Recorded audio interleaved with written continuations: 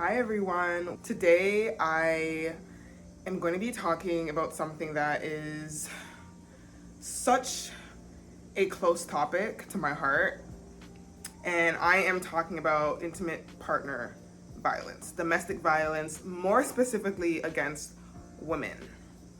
And so, as an extension of that topic, I'm going to be getting into the signs of intimate partner violence, but more specifically financial abuse and how financial literacy can save a woman's life. Without going into too much detail in my own life, I definitely have seen that and witnessed that in my own life, in my immediate family, in my extended family. Majority of the women in my family growing up were abused. I don't know the details of all of their specific relationships, but the ones that had husbands, there was significant amounts of physical abuse. Police being called to the house, even guns, weapons being put to some of my aunties' heads. So from a little girl, I already grew up with this idea that men weren't safe and that I never wanted to rely on a man for anything. I never wanted to depend on them, to be codependent, because of that fear of control, abuse, and manipulation. Let's dive into what intimate partner violence is, or domestic violence against women. Any kind of harm that ranges from physical to verbal, mental, emotional. You don't have to see the scars on the outside of the body. It's not evident. Every woman that you pass by isn't gonna have a black eye, and so that you can know that she's being abused behind the scenes. It can be psychological manipulation. If you feel like you are being manipulated, gaslighted, and controlled, and you don't have the autonomy to make decisions on your own, that is an abusive relationship. Actually, 90% of women that are murdered, it's someone that they know, that they were either intimate with or that is in close proximity to them, maybe a family member, etc. I actually want to run through some more stats just to show you how much of a problem this is and how much it specifically impacts women more than men. So I'm not here to say that all men are bad and that men can't be abused. Obviously they're just shitty human beings in general, man or woman, but women are significantly more impacted when it comes to intimate partner violence. And so I want to speak to the woman, right? If you're a man and you're being abused, definitely find a way out in a very safe manner, and there are support systems for you. But this video is for women who need that help, who need that wake-up call, who maybe don't realize they're in an abusive relationship until this video. Okay, so we're gonna run through some numbers that I found very interesting. 1 in 3 women around the world, about 30%, have experienced physical or sexual abuse by an intimate partner or sexual violence by a non-partner at some point in their lives. In the United States, over 1 in 4 women have experienced severe physical violence by an intimate partner. And then 1 in 5 women have been raped in their lifetime. When we look at race, Black women are more likely to experience intimate partner violence 2.5 times more than white. And over 40% of Black women will experience domestic violence in their lifetime. That is a very scary number. Almost half of the Black women you meet will experience domestic violence. Then, also, Black women, because we are at a disadvantage when it comes to the intersection of race and sex and economic inequality, we have fewer resources and support systems than other demographics. So it actually makes it even harder for Black women to leave.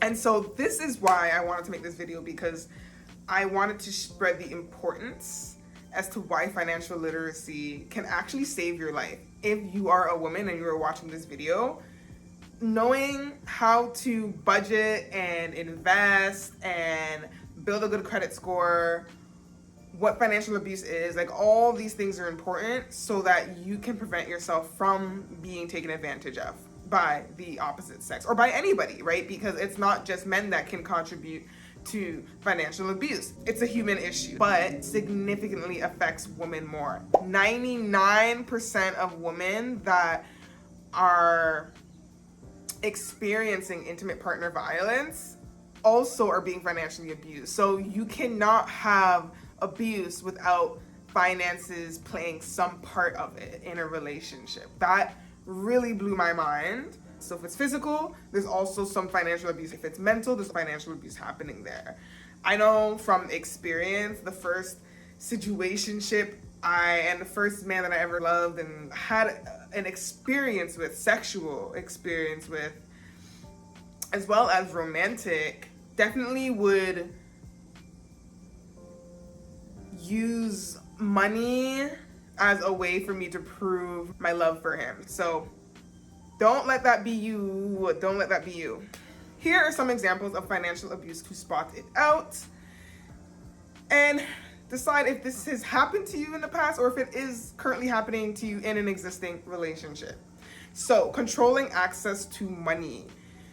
Most couples, especially married couples, might have some sort of joint account. And regardless if you have a joint account or you have like solo accounts off to the side for each individual, or it's a combination of both, no one person should be controlling how much access you have to that money, or there has to be some agreement, right? So if you go into a relationship knowing he's gonna give me an allowance and the allowance should be for specific things, okay, I think that's okay to maybe have some boundaries as to, okay, this is what I want us to be spending our money on, or because I'm the one going out there to make the money and I'm giving it to you, I want you to enjoy it, but let's not go crazy. That's reasonable. But if someone's, here's your allowance, but you cannot buy anything you want, like it has to be, I will tell you what you can get with it, that's not the best way to be taken care of. You should have autonomy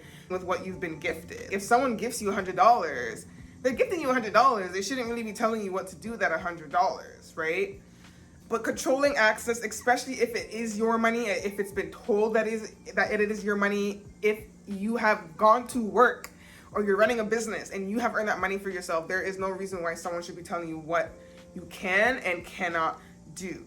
Yet, can they bring up concerns as to maybe how you are spending your money because it is negatively affecting them and the relationship? Of course, and that happens all the time. I think that's okay to discuss finances, discuss like where things aren't working, how we can improve, but in no way should someone just control your money in a way to get what they want and in a way that's harming you or makes you feel uncomfortable or removes the autonomy that you should have to buy whatever it is that you want, you desire with your own money. It doesn't have to be like directly going into your bank accounts and taking out money without you noticing, or just like limiting you from being able to access that money. It's also money that has been changed into some other resource that they are withholding from you in a way that prevents you from going out there to access capital. Preventing a woman from working or pursuing an education, because most people need a certain type of education to get a job. That is also a form of financial abuse. Sabotaging credit, right? Or accumulating debt in that person's name. If you have a lot of debt, poor credit, you cannot leave it and go rent or even buy another property or a home. So if someone does that to you, and especially knowing that it's in your name, you're probably, as a woman in that relationship, going to stay, because what am I gonna do? I'd rather be in this shitty relationship, this toxic and abusive relationship, than be homeless on the street, right?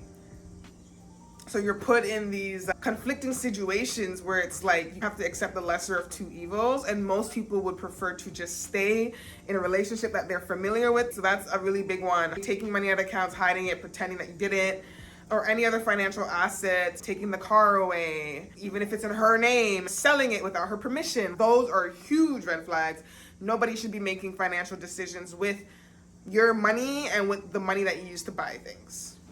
Definitely consent should be involved. Consent is not a one-time event. That is a big phrase that I have been seeing lately and I am obsessed with, because people think, she told me yes, that one time. So that means every other time I want to engage in said action, it's still a yes. No, you need to ask every single time. We cannot assume in situations. Those are the signs of someone being financially abused. Also, actually, there's one more that I want to touch on, and I talk about this with my clients. I don't know if it's considered financial abuse, but it's on the spectrum.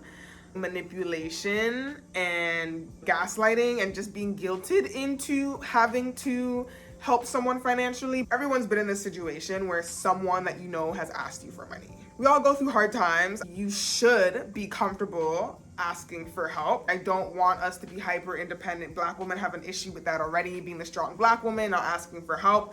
I think if we want to shift back into adopting more of an interdependent mindset and approach to community and leaning on one another, it's okay to ask for help. Personally, the most I've ever done when it came to asking for money is like asking my parents, like my immediate family. I've never asked friends for money. And I know a lot of people want to be that support system for others, but if you do not have it, if you are struggling yourself, do not feel the need to overextend yourself, because what is going to happen is that you both are going to be on the losing side of things. Okay? That person, you are hurting them more than helping because you are enabling their behavior. Now, I'm not talking about a one-time event. This is if someone is continuously asking for money all the time. You give them money, they're not even capable of giving you back the money that they've borrowed. You're always counting a loss. They're always asking you for money and you don't have it, and you feel like you're running into the deep end for them. That's consistently in the deep end as well. Like, it doesn't make sense. It's like someone drowning and you can't swim and you going out there to save someone else who's drowning. You're just gonna drown too. You need to have all the resources available to you and to feel strong enough and to feel sure enough that you can protect yourself on the way to helping someone else, right? There's no point in having two people drown. We need to save the other person, great, but if you ain't gonna make it to the other person, then don't even try. Don't get in the water. Yes, it hurts, and this is where we need to work on people pleasing and setting boundaries, but if you do not have it, you don't have it, and that's okay. Someone who truly respects you and loves you will honor that, and they will find someone else that does have the money to help them. You are not the only person they know in the world. Even if it's not a person, if it's a government institution or a charity, they can find ways to receive help. Don't feel guilty that you're not helping them with the little money that you have already. If you really do want to help them, say no, so that you can get to a place where when they do come back to you, you can say yes. If you're constantly helping someone else, you may not be able to save. You may not be able to pay off your own debts. You may actually go into more debt.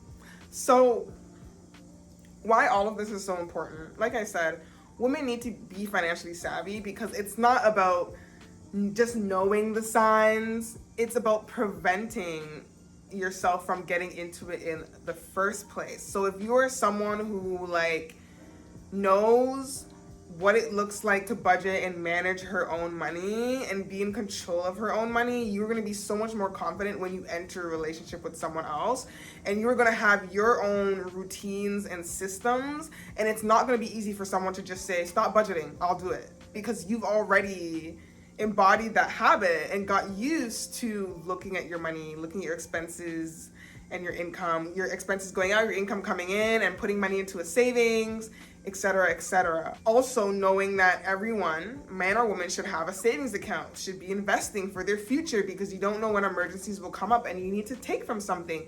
Most people go into a relationship not realizing they're gonna come out of it having been in an abusive relationship. When you leave that relationship, you need resources, you need money, you need a savings account to leave that person. Maybe there's a shelter, but you can't live in a shelter forever. So, you need to find a job that's gonna help you make enough money to find the next place to rent or sell the home, get a divorce and buy new property. Make sure you have a good credit score so that you can do that.